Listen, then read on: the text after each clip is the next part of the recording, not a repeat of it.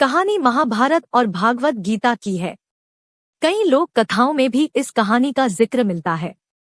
एक कौवे की गरुड़ से दोस्ती हो गई। दोनों काफी समय साथ गुजारते थे। उनमें मित्रता इतनी गहरी हो गई थी कि आपस में कभी कोई बात नहीं छिपाते थे।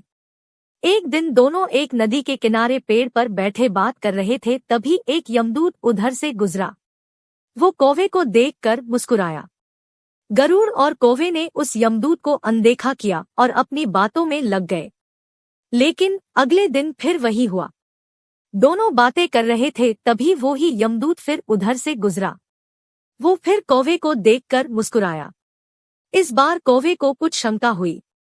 उसने गरुड़ से कहा कि ये यमदूत मुझे देखकर कल भी मुस्कुराया था और आज भी वैसे ही मुस्कुराया। कुछ गड़बड़ है। हो सकता है मेरी मृत्यु आने वाली है। गरुड़ ने उसे समझाया कि ऐसा कुछ नहीं है, ये एक संयोग भी हो सकता है। तुम चिंता मत करो। 2-3 और ऐसे ही निकले। रोज यमदूत कौवे को देखकर मुस्कुराता। अब तो कौवे को यकीन हो गया कि निश्चित ही मेरी मौत नजदीक है। उसने गरुड़ से कहा, मित्र, मैं मरना नहीं चाहता, लेकिन ये यमदूत जरूर 1-2 दिन में मेरे प्राण निकाल कर ले जाएगा। ये रोज ही मुझे देखकर मुस्कुराता है।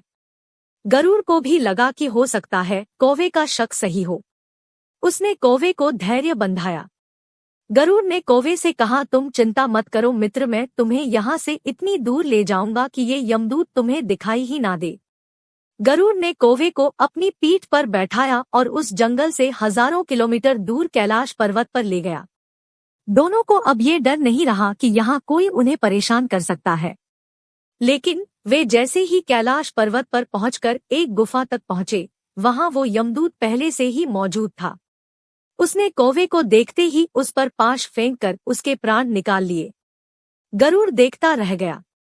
उसने यमदूत से पूछा, तुमने इसे मारा क्यों?